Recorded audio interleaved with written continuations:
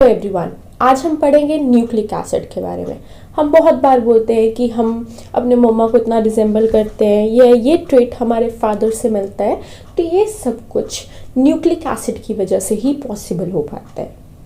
Nucleic acid जो होता है वो जेनेटिक इन्फॉर्मेशन कैरी करता है, जो हमारे मदर या पेरेंट्स से हमें ट्रांसफ़र हुई, हमसे हमारे आगे ऑफस्प्रिंग को ट्रांसफ़र होगी, और यही रिस्पॉन्सिबल होता है हमारी बॉडी के वेरियस फंक्शंस के लिए। चाहे वो हमारी हाइट हो, हमारे बालों का कलर हो, हमारे अंदर भी इवन जो एक्टिविटीज़ हो रही होती है, मेटाबॉलिज्म हो रहा, मेटाबॉलिक एक्टिविटीज़ हो रही होती है, उसके लिए भी ये न्यूक्लिक एसिड रिस्पॉन्सिबल है। अब न्यूक्लिक एसिड दो टाइप का होता है, एक डीएनए और एक आरएनए। हम मल्टीसेलुलर ऑर्गेनिज्म हैं, हमारी पूरी बॉडी में बहुत ज़्यादा सेल्स हैं और हर सेल के अंदर ये पाया जाता है। हमारा सेल है, सेल के अंदर न्यूक्लियस है और न्यूक्लियस में होता है डीएनए। मोस्टली डीएनए ही जेनेटिक मटेरियल होता है, पर कुछ केसेस में आरएनए भी है। अब इसका क्या रीज़न है कि आरएनए जो है वो जेनेटिक मटेरियल बहुत कम जगह पाया जाता है, वो हम फर्दर स्टडी करेंगे। तो सबसे पहले हम समझते हैं कि न्यूक्लिक एसिड बना किस चीज़ का होता है। तो देखो, जब एक घर बनता है, अगर आपने देखा होगा, तो घर ईंटों से बनता है। एक ईंट है, उससे आप रख लो वो न्यूक्लियोटाइड है। जब हमने वो पूरी दीवार बनाई, हमने ईंट पे ईंट पे ईंट चढ़ाई, वो हो गया पॉलीन्यूक्लियोटाइड। तो जो हमारा न्यूक्लिक एसिड है वो न्यूक्लियोटाइड उसका एक बिल्डिंग ब्लॉक है, और पूरे का पूरे न्यूक्लिक एसिड जो होता है वो हमारा पॉलीमर है न्यूक्लियोटाइड का, मतलब पॉलीन्यूक्लियोटाइड से बना होगा। ठीक है, अब हम देखते हैं जब हम घर डालते हैं तो एक ईंट को दूसरी ईंट से हम कनेक्ट कर रहे हैं, तो बीच में वहाँ पे हम अगर सीमेंट वगैरह डालते हैं, अगर आपने देखा होगा, ताकि वो दोनों आपस में कनेक्टेड रहे। वैसे ही एक न्यूक्लियोटाइड दूसरे न्यूक्लियोटाइड के साथ कनेक्ट रहे, इसलिए यहाँ पे आती है बॉन्डिंग, और वो बॉन्ड को हम बोलते हैं फॉस्फोडाइईस्टर बॉन्ड। ठीक है जी, इसके बारे में हम फर्दर डिटेल में स्टडी करेंगे। सबसे पहले तो हम ये समझ लेते हैं कि न्यूक्लियोटाइड है क्या। तो जैसे कि आप यहाँ पे देख सकते हो, ये हमारा न्यूक्लिक एसिड है, मतलब बहुत से न्यूक्लियोटाइड आपस में जुड़े हुए हैं। आप समझ सकते हो, ईंट पे ईंट लगी है, वैसे यहाँ पे न्यूक्लिक एसिड में न्यूक्लियोटाइड पे ऊपर न्यूक्लियोटाइड पे ऊपर न्यूक्लियोटाइड लगा हुआ है। अब न्यूक्लियोटाइड भी 3 कंपोनेंट से बना हुआ है। तो देखो, मैंने तो खुद याद रखा हुआ था कि टाइड जो है ना, टाइड का 3 कंपोनेंट से बना हुआ है। अब वो 3 कंपोनेंट्स क्या है वो देख लेते हैं। तो वो 3 कंपोनेंट्स होते हैं हमारे, एक नाइट्रोजनस बेस, शुगर भी कौन सी, पेंटोस, 5 कार्बन की शुगर, और है एक फॉस्फेट। ठीक है, तो टाइड का 3 याद रखो, 3 कंपोनेंट से बना हुआ है, nitrogenous base, sugar and phosphate. अब ये शुगर अलग हो सकती है, डीएनए के केस में अलग शुगर है, आरएनए के केस में अलग शुगर है। वैसे ही हमारे पास नाइट्रोजनस बेसेस भी 5 होते हैं, जो कि हम फर्दर देखेंगे। तो देखो, हमारे पास 5 नाइट्रोजनस बेसेस होते हैं, एडेनाइन, ग्यूनाइन, साइटोसिन, थायमिन और यूरेसिल। एक बार इनका स्ट्रक्चर देख लेते हैं। तो अगर आप देखो तो एडेनाइन और ग्यूनाइन जो है ये डबल मेम्ब्रेन स्ट्रक्चर्स है, आप देख सकते हो, जबकि हमारे साइटोसिन, थायमिन और यूरेसिल एक सिंगल मेम्ब्रेन स्ट्रक्चर है। तो ये जो एजी है ना, एडेनाइन और ग्यूनाइन, जो हमारे डबल मेम्ब्रेन स्ट्रक्चर्स हैं, इन्हें हम बोलते हैं प्योरीन। अगर आपने देखा होगा कभी घर पे औरतें अपने हस्बैंड को एजी करके बोलती हैं, तो आप ऐसे इमेजिन कर सकते हो, एक औरत है वो अपने हस्बैंड को बोल रही है कि एजी बहुत प्योर है। तो वहाँ से आपको याद रह जाएगा एजी प्योरिन, मतलब प्यूरिन है वो। ठीक है, एजी बहुत प्योर है। वैसे ही साइटोसिन, थायमिन और यूरेसिल जो होता है वो पायरिमिडीन है।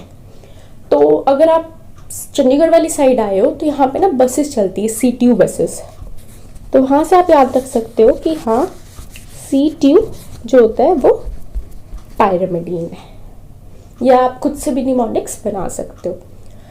अब देखो, जो डीएनए है ना, डीएनए उसके केसेस में हमें एडेनाइन, ग्यूनाइन, साइटोसिन और थायमिन, ये 4 नाइट्रोजनस बेसेस देखने को मिलते हैं। जबकि अगर मैं आरएनए की बात करूं तो आरएनए के केस में थायमिन नहीं देखने को मिलता है, वहां पे उसके बदले आता है यूरैसिल। ठीक है जी। अगर हम इनका स्ट्रक्चर देखते हैं ना तो आप देखोगे जो थायमिन है यहाँ पे CH3 ग्रुप एक्स्ट्रा एडेड है, यूरैसिल में ये नहीं होता है। यही CH3 ग्रुप जो है ये डीएनए को एक्स्ट्रा स्टेबिलिटी देता है, इसीलिए हमारा डीएनए मोस्टली जेनेटिक मटेरियल पाया जाता है। वन ऑफ द रीज़न, और भी रीजंस है जो हम आगे पढ़ेंगे। तो एक रीज़न आपको समझ आ गया, CH3 ग्रुप पे वो एक्स्ट्रा स्टेबिलिटी दे रहे हैं हमारे डीएनए को, इसलिए डीएनए ज़्यादा जेनेटिक मटेरियल पाए जाते हैं मोस्ट ऑफ द केसेस में, इवन हम ह्यूमंस में। अब बात करते हैं हम शुगर की। तो देखो शुगर भी दो टाइप्स की होती है, एक है राइबोज शुगर, एक है डीऑक्सीराइबोज शुगर। अब अगर इनका स्ट्रक्चर देखोगे ना आप तो राइबोज शुगर नॉर्मल है, यहाँ पे OH ग्रुप है, जबकि 2 डीऑक्सीराइबोज, क्यों? क्योंकि यहाँ पे हमारा O ग्रुप जो है वो हट चुका है। तो इसी से पता लग रहा है, देखो कार्बन 1 ये है, ये कार्बन 2 है, इसे हमने लिखा 2 डीऑक्सी, मतलब ऑक्सीजन ग्रुप रिमूव हो गया है, डी मतलब रिमूव हो गया ऑक्सीजन ग्रुप, और इसी के बेसिस पे हमारे न्यूक्लिक एसिड का नाम आता है डीऑक्सीराइबोन्यूक्लिक एसिड, मतलब इसकी शुगर डीऑक्सीराइबोज है। राइबोन्यूक्लिक एसिड मतलब इसकी शुगर राइबोज है। समझ गए आप लोग? अब नेक्स्ट बात करते हैं हम लोग डीएनए के स्ट्रक्चर की। सबसे पहले देखो डीएनए डबल हेलिकल स्ट्रक्चर है, और ये हमें बताया था वॉटसन एंड क्रिक ने, पर उससे पहले भी काम हुआ था इस पे, जो रोज़लिंड फ्रैंकलिन ने किया था एक्स-रे डायफ्रैक्शन, पर नोबेल प्राइज़ उन्हें नहीं मिला था क्योंकि उनकी डेथ हो गई थी। ठीक है, अब उन्होंने हमें डीएनए के स्ट्रक्चर में क्या बताया, अगर आप इसे देख सकते हो तो यहाँ पे बीच में हमारे पास बेसिस है और पीछे ये शुगर और फॉस्फेट लगा हुआ है। तो इसकी बैकबोन जो है ना वो बनी होती है शुगर और फॉस्फेट से, जबकि बीच में ये नाइट्रोजिनस बेसिस है, और ये नाइट्रोजिनस बेसिस एक दूसरे के साथ कनेक्टेड होते हैं। अब ये जो नाइट्रोजिनस बेसिस है ना, इनकी होती है कॉम्प्लीमेंट्री पेयरिंग। ऐसा नहीं है कि जैसे ए हमारा बेस है वो किसी के साथ भी जाके बेस पेयर कर जाएगा, नहीं, ये चीज़ें फिक्स है। हमारा ए हमेशा टी के साथ ही बेस पेयर करेगा, टी हमेशा ए के साथ ही करेगा, तो एट ए टी। ठीक है, और दूसरी पेयरिंग आती है सी और जी की। सी जी हमेशा एक दूसरे के साथ पेयर करेंगे। अगर सी टी के साथ कर रहा है तो वहाँ पे केस गड़बड़ है, नॉर्मली ये चीज़ नहीं देखी जाती। अब अगर आप देखोगे तो मैंने ए और टी के बीच में 2 बॉन्ड्स लगाए, जबकि सी और जी के बीच में 3। ऐसा क्यों? क्योंकि जो हमारी पेयरिंग होती है ना, ये है बॉन्ड्स, और ये कौन से बॉन्ड है? Hydrogen bond. तो हमारा जो ए और टी है वो 2 बॉन्ड से पेयर होता है, जबकि जो हमारा सी और जी है उसके बीच में 3 हाइड्रोजन बॉन्ड्स आते हैं। इसलिए हम बोलते हैं कि एटी को तोड़ना ज़्यादा इजी है। क्यों? क्योंकि बॉन्ड्स उसमें कम है, तो हम इजीली तोड़ पाएंगे। अगर आपने रेप्लिकेशन के बारे में थोड़ा आपको आइडिया है तो वहाँ पे 80 रिच सीक्वेंसेस ही होते हैं जहाँ पे हमारा ओराई होता है, क्योंकि उससे तोड़ना ज़्यादा इजी है। ठीक है, समझ गए?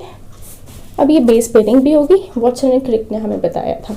अब ये डबल हेलिकल स्ट्रक्चर जो होता है ना, ये हमेशा एंटी पैरेलल होता है। मतलब अगर मैं आपको बोल रही हूँ कि ये मेरा डीएनए है, तो एक अगर 5 प्राइम से 3 प्राइम है ना, तो दूसरा हमेशा 3 प्राइम से 5 प्राइम होगा। एंटी पैरेलल चलता है ये दोनों। ठीक है, अब और पॉइंट्स क्या वो देख लेते हैं। 2 स्ट्रैंड्स है एंटी पैरेलल बता दिया, बैकबोन शुगर फॉस्फेट की ये बता दी, ए टी के साथ पेयर करेगा, सी जी के साथ पेयर करेगा, बीच में हाइड्रोजन बॉन्ड आ रहे दोनों बेसिस के। और डीएनए स्ट्रक्चर कैसा होता है? डबल हेलिकल होता है। आरएनए के केस में हमें ये देखने को नहीं मिलेगा। आरएनए हमारा सिंगल स्ट्रैंडेड होता है, और यहाँ पे आप देख सकते हो बेसिस एडेनाइन था, यूनाइन था, साइटोसिन डीएनए में भी था, पर यहाँ पे यूरैसिल है। डीएनए के केस में थायमिन था। तो यहाँ पे आ गया एक डिफरेंस। दूसरा डिफरेंस है यहाँ पे आएगी हमारी राइबोस शुगर। तो अगर आपने देखा होगा राइबोस शुगर में सेकेंड पोजीशन में OH था, और ये O जो होता है ना ऑक्सीजन, इस पे लोन पेयर्स होते हैं इलेक्ट्रॉन्स के, उसकी वजह से भी ये अनस्टेबल बनता है और हमें कम केसेस में देखने को मिलता है ये जेनेटिक मटेरियल। दूसरा रीज़न, ठीक है, नॉर्मली ये जेनेटिक मटेरियल पाया जाता है वायरसेस में। कोविड आया था तो उसका जेनेटिक मटेरियल जो था वो RNA था। मोस्टली वायरसेस में हमें RNA जो है वो एज अ जेनेटिक मटेरियल देखने को मिलता है। अब बात करते हैं थोड़े बॉन्ड्स की। मैंने क्या बताया आपको, न्यूक्लिक एसिड हमारा बना है न्यूक्लियोटाइड से। न्यूक्लियोटाइड 3 चीज़ें थी जो कि थी नाइट्रोजिनस, ऐसे अगर समझ जाओ आप तो न्यूक्लियोटाइड थी 3 चीज़ें, 3 और 3 क्या थी, शुगर था, बेस था, फॉस्फेट था। अगर मैं सिर्फ शुगर और बेस को बोलूँ ना, मैं फॉस्फेट को कंसीडर ना करूँ, तो उसे बोलते हैं न्यूक्लियोसाइड।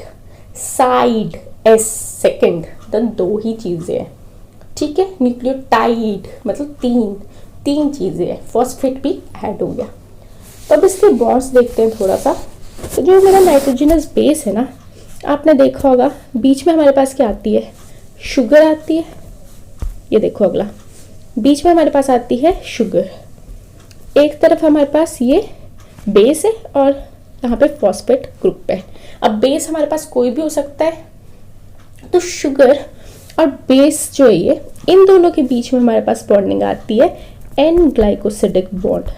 देखो शुगर के साथ जब भी बॉन्ड बनता है ना, वो ग्लाइकोसिडिक बॉन्ड बनता है, ठीक है। अब मैंने एन क्यों बोला, देखो यहाँ पे सी है राइबोस शुगर का, सी फर्स्ट, उसकी बॉन्डिंग हुई एन के साथ, बेस के एन के साथ, इसलिए हम इसे बोल रहे हैं एन ग्लाइकोसिडिक बॉन्ड।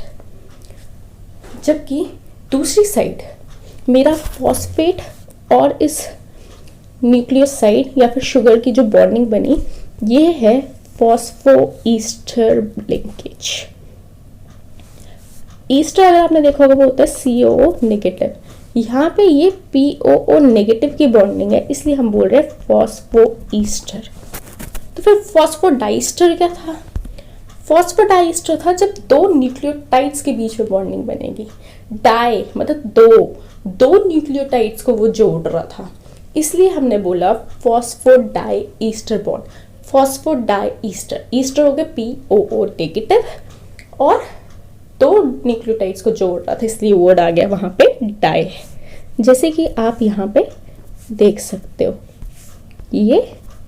ये फॉस्फेट 2 न्यूक्लियोटाइड्स को जोड़ रहा है, ये जो बॉन्ड है, ठीक है जी।